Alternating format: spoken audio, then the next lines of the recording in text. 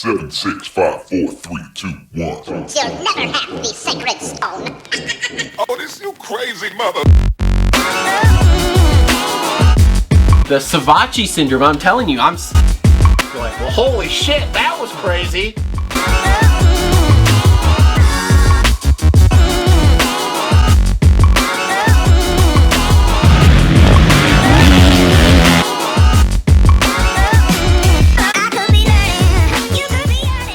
What is up, everybody? Welcome to another episode of the Moto Aftermath Show presented by TLR Coatings. I am solo here for the second to last round of the 2019 Lucas Oil Pro Motocross Series. We are wrapping up the Budds Creek race here, round 11.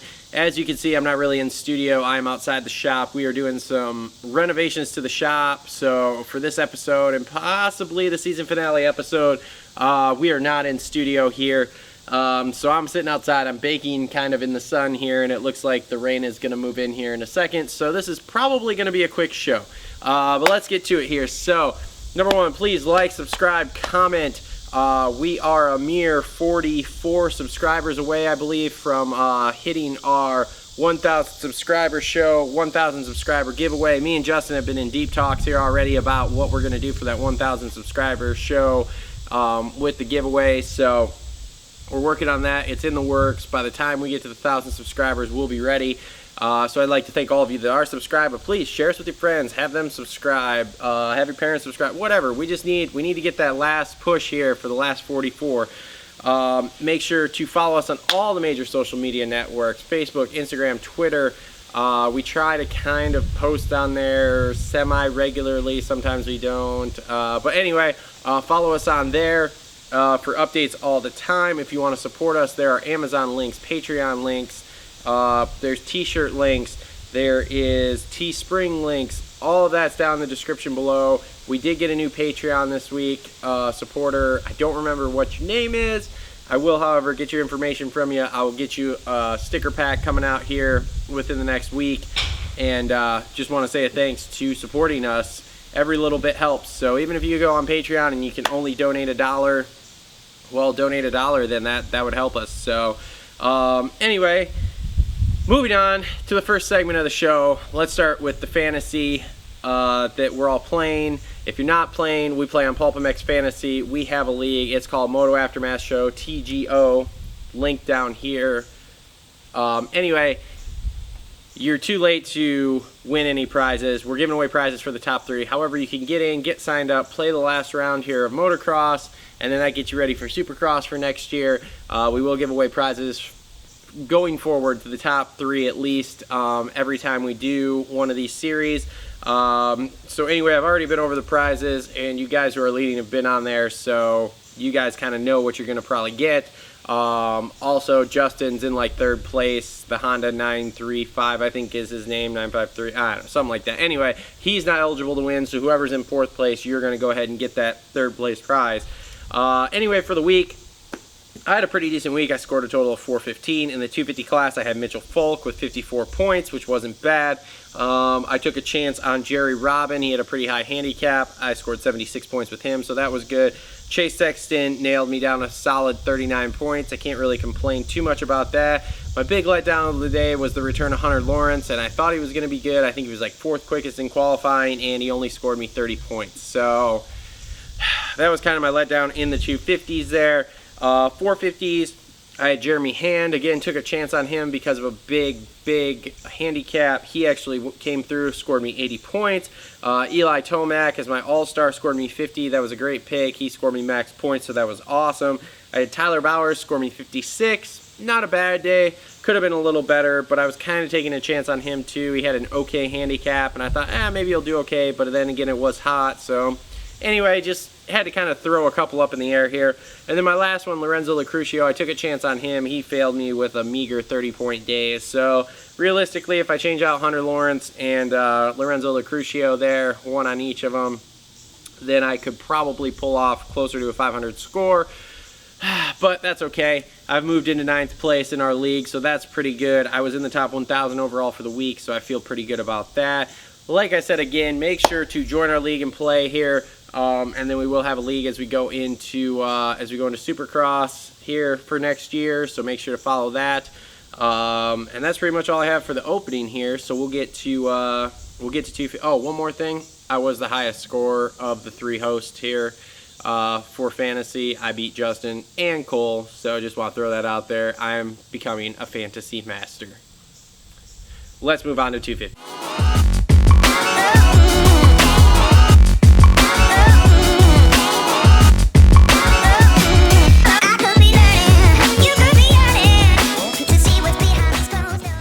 Okay, so 250s here.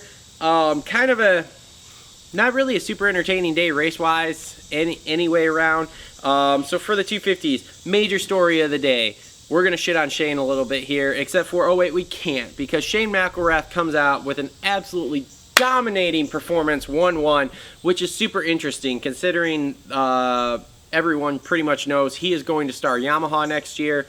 And so for him to come out and pull out a 1-1 on the Troy Lee Designs KTM, which he's leaving, and he looked absolutely fantastic doing it. Bike setup looked great. He looked like he wasn't even trying, yet he was yarding absolutely everyone. In fact, in a post-race interview, I heard that he said he felt like he was only riding 80% and that people were going to be catching him, and yet he still was out there absolutely yarding everyone. So congratulations to Shane going 1-1 on the day. And that was kind of a surprise. Did not see that coming, but it was kind of a weird day results-wise for 250s. So you have Adam comes out on a track that last time he was there in 2017, he won pretty handily and got his first outdoor win. And everyone thought he was going to do absolutely great. Obviously, the first moto, he finished second, had nothing for Shane. There was no chance he was catching Shane. Second moto, kind of a bad start, buried him in the pack, and ended up thwarting off Dylan for most of the race until Dylan did finally get him. But again, neither him nor Dylan really moved through the pack. So ended up going 2-5 on the day for second overall. Kind of an okay day. I mean, he put 2 more points on Dylan, so that gives him 30 points going into the next round, which is awesome because he now basically has to just be within a few spots of Dylan. He basically has to pull like a third place, no matter what Dylan does in the first moto. Maybe it's a third. I think it's like a third. And he will wrap up this title, first moto in Indiana. But stranger things have happened. But overall for Adam there, I would say that was a pretty good day. You put 2 more points on him, and you go in and you have a decent day. Dylan got a little aggressive with Adam there, that second moto. Now, I'm not one that's going to come out and hoot and holler that, oh man, that was way far, too far, whatever. Nah, he took him a little deep in the corner. He slid the rear wheel a little bit, bumped his front wheel, and that was all she wrote, and that was what got him past AC to move him into 4th place there. And but like I said, it was interesting because neither of them really worked through the pack when they did that. They got to those spots, and that was pretty much all they had for everyone all day long. So moving on down the list, Justin Cooper, 6-2 on the day for 3rd overall. Really the results all over the place here for overalls. Again, Dylan Ferrandis, 4-4 for 4th overall. Okay, that's pretty typical. You can see that. RJ Hampshire, second moto, thought he was going to have a whole shot and have like his best start of the whole year, and ends up wadding it up in the first corner. Ends up coming back for 8th overall, which was pretty good because he was in basically last place with that first corner pileup. And that's just what RJ's done all year, is basically ride from the back of the pack. So he went 3-8 on the day for 5th overall, which isn't like a bad day, but it's just not good. I don't know if the move to Husky next year is going to help or hinder him. I'm not really sure. As most of you know who watch the show, I don't have very high hopes for RJ. I don't think he's obviously a world-class talent, but I don't find him to be a high world-class talent. I find him one of those middle-of-the-road guys that's there and fills out the gate and gets in the mid-pack, and that's pretty much going to be his career. I think he'll make an excellent secondary guy on a 450 team when he gets to that point. That's what I think. A guy that can go out, get in the top 10 week in and week out, doesn't get hurt, and just, obviously he's been hurt a few times, but I think by the time he gets to 450, he'll smooth himself out, won't get hurt, solid top 10 guy, and he'll go through the rest of his career just being that secondary dude. I think that's great. Cameron McAdoo, who we just learned signed with PC for next year, which was interesting. 8-9 for 6th overall. His signing thing was a little funny. I was listening to the Pulp review. I guess he was supposed to have a deal from TLD. They kept telling him it's coming, it's coming, it's coming. Finally, he got a hold of PC, and PC said, okay, cool, here's the deal. And TLD said, oh wait, we've got a deal literally coming, and he told PC, give me 2 hours to see if TLD comes through with the deal, and then I'll decide. And I guess TLD couldn't even come through with the deal in that 2 hours. So little interesting to me. I thought he for sure was going to TLD. That was the big rumor, that was the big talk, was that he was going to TLD. So the fact that he's now going to PC, interesting. But 8-9 on the day, not bad. I feel like that's where he is. It's going to be interesting to see if that PC bike gives him a boost next year. All these bikes are great, but obviously the Star 250 is the class of the field, and the PC bike is right there. So, I don't know. I'm interested to see how he does on PC. I'm excited for him to go there. I feel like he deserves it. You got to remember, this was a kid in his last year amateurs. He was smacking Forkner around pretty good in a couple of those amateur races. So, we'll keep a close eye on him. Sexton had kind of a rough day, 12.6 for 7th overall. Never really got anything going after being fastest in practice. Just a tough day, and I'm not really sure if he had some crashes. I'm gonna be real honest with you. I only half watched the first 250 moto. I was in and out. So I half watched the first 250 moto, second 250 moto. Yeah, I came back to 6th, and he actually was catching Adam.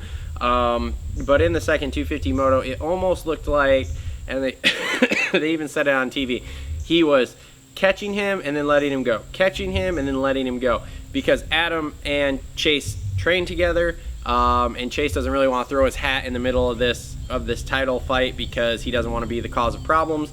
And so since he's obviously somewhat buddies with AC, you don't want to cost him any points if you don't have to. So since he could catch him, he knows he's got him, but at the same time, here, you just go ahead and get that 5th place, bud, because it's not helping me any. So 8th overall, Ty Masterpool with a 7:11 on the day, and actually led laps there, so that was kind of cool. It was interesting to see. He led laps. Mitchell Oldenburg led a lap, I think, the first moto, I don't remember who was who. One was one was the other. But anyway, Ty Masterpool leading laps. That's good. I'm interested to see how his contract works out here, because I hear heavy rumors from Pulp and a bunch of other places that he is only contracted to ride outdoors. So that'll be interesting to see. Does he come back next year and ride outdoors for him again? Is that really how they have the contract, or is this kind of like a one and done, and if you want to ride Supercross, well, we have a spot, but if you don't, well, then we're probably going to get rid of you? I don't know. But we'll see how that goes as we go into silly season. Alex Martin, 18.3 for 9th overall. Had a rough first moto. Could not get anything going. Battled back there in 20th for literally the entire race. Managed to get 18th at the end. So that was just, again, here we are. We're all over the place. And then you go to 10th place with a 5.14, Michael Mosman. Just crazy results all over the place. And we see this with the 250s, where you'll get a 5.14th as 10th place, or a 6.2 as 3rd place. So it's interesting to see. One other note here, and for those of you playing fantasy who picked him, I had him last week, so I didn't have to deal with this week. Jet Lawrence rode both motos in the top 5 and then pulled off at the end. Interesting. I've heard through the grapevine that there was a thing of, hey, make sure you pull off right before the finish, so that way you don't finish, you don't get the points, even though everyone's pretty sure he's not going back to amateurs next year. But then I've also heard that he misinterpreted what was on the pit board and wasn't really supposed to pull off, so I don't know. All I know is that kid's for real. He can hang outdoors. I'm interested to see what he can do Supercross-wise, but there is talent for days there. So that pretty much wraps up all my thoughts on the 250 class here. I give it about a 98% chance that AC brings us home next week. Short of the only bike malfunction he's had all year, I don't see an issue next week. Maybe it's going to be a mud or two. I don't know. I haven't looked at the weather yet, but it usually is down there. So we will see. But like I said, 98% chance he brings it home. So now we'll move into 450s.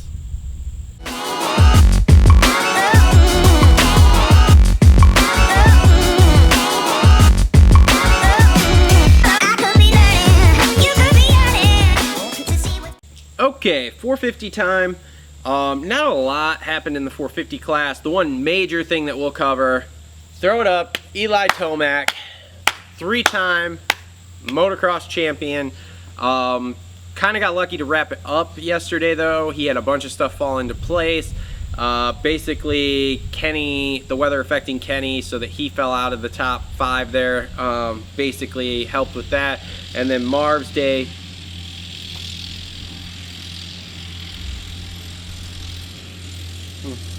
that's interesting.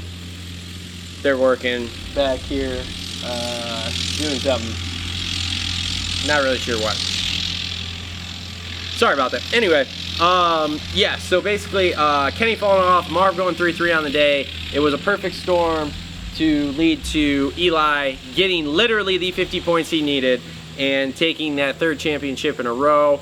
Now, I've heard the question asked a couple different places. What's more likely? Eli wins 2 more motocross titles, or he puts together a supercross title? I'm going to go with the motocross titles, honestly. I would say, I think his contract, he's got, does he have 1 year or 2 years? I think he has 2 years left on it. I think he just re-signed a 2-year deal. So I'm going to say he wins the next 2 motocross titles again. Or that's at least more likely than him winning a supercross title. And I'm going to say after that, he is out for retirement. So congrats to Tomac winning that 3rd title there in a row, joining some rare air with Ricky Carmichael and a couple other older dudes. I can't remember the names even though they keep saying them. But basically on the day, Tomac came out, showed why he was the champ, dominated, 1-1 performances, really good starts, whole shots basically for both races, and away he went. So no question. First moto, Kenny kept him pretty honest. He was within 5 seconds for most of the moto, but we had to wonder the whole race, was Kenny, how was the weather going to affect? Because it was 80 degrees, it was 91% humidity during practice. I mean, they talked about it all week leading up. We knew going in, here we are with Kenny and his whatever he's got going on. And here we are. You know, we saw it. First moto, no problem. He was in it. He was doing it. Second moto, that's when he ran into some problems and faded like a cheap suit at the end. Bogle had some issues the first moto too, fading after a nice hole shot and leading the first couple laps there. Then he just faded to like 20th. So not a good look for Bogle, but whatever. So Eli goes 1-1 on the day, takes home the title. That's cool. Second overall, Jason Anderson. And Ando had a really good day. 4-2 overall. He looked really good, which is really promising going into Des Nations here, because we are going to need him to be on his game here as much as he possibly can going into Des Nations. So that gave me some hope there. Like I said, Marv, kind of just a quiet day. 3-3 overall for 3rd overall. And just another Marv season that, you know, here he is just second in points. Maybe. He's got to beat Kenny next week. We'll see. Kenny, 4th overall on the day with a 2.7. Like I said, faded hard that second moto. One thing I did find out listening to the Pulp Review show, he only ran 5 laps of practice. So he came in, did 5 laps, and was out. I guess last week at Dilla, he came in, did 6 laps of practice, and was out, trying to help his condition as much as possible. So that's kind of interesting that they're there to that point. I'll be real interested once he gets out of the season here, has some time to rest, see what he looks like when he comes back. 5th overall on the day, Osborne with a 5.4. He looked okay all day, just didn't really have anything extra to get it going. We all thought he was going to do good. I picked him as the winner on this track. Obviously that didn't happen. But again, he just didn't seem to have that extra little percentage there that he needed. And of course, when Tomac's on one of his days like he was yesterday, chances of him beating Eli were pretty small. So 6th overall, Barsha with a 6.5. Said in a post-race interview that was the best he's felt all year, even compared to his 3rd last week at Unadilla in a moto. So that's interesting. We'll see. I know Yamaha's been making a bunch of changes to their bike. They've brought in a new test guy, and they are working their way through the bike there. So it'll be interesting to see as they go forward, will this get better here? Dean Wilson, 8.6 for 7th overall on the day. That's an okay day for Dean. I feel like this might be where we all thought, oh, Dean could come out and could possibly, you know, lead motos and win and podium and stuff like that. I feel like this might be just where Dean is. Maybe it's partially because he was hurt, but we'll have to see how next year really goes for him. Aaron Plessinger, we had a Plessinger sighting here, 9-9 on the day for 8th overall. That's his best finish outdoors. I have heard rumors that he shouldn't be riding yet with that ankle because it's still not 100%, but he is riding to collect his paycheck because he didn't make it enough rounds in Supercross, so he had to do outdoors. So take that for what it's worth. And then Benny Bloss with a 7-11 on the day for 9th overall. And then rounding out the top 10, Kyle Cunningham, 11-8. So as you can see, where we had a very stacked 450 field here, now you've got guys like Cunningham in 10th here the last couple rounds. The stacked part of it is kind of dwindling here as we get down to the nitty-gritty end here. So like I said, overall it wasn't like a super duper exciting race weekend, but okay. And we've got one more round. Next round we'll have Justin and I think Cole back here to wrap up the season and the final round of the season. So that's all I've got for us here for the Budds Creek wrap-up show. Again, make sure to like, subscribe, comment down below. We'll get some good discussion going back and forth. We had some last week. I know there were some people that were upset with some of the stuff I said last week. That's okay. I don't care if you're upset. You're allowed your opinion. I'm allowed my opinion, and we'll just go back and forth like that. So thanks for watching. Links in the description below to support us. Like, subscribe, comment, follow us on social media. We'll see you guys next week to wrap up the season.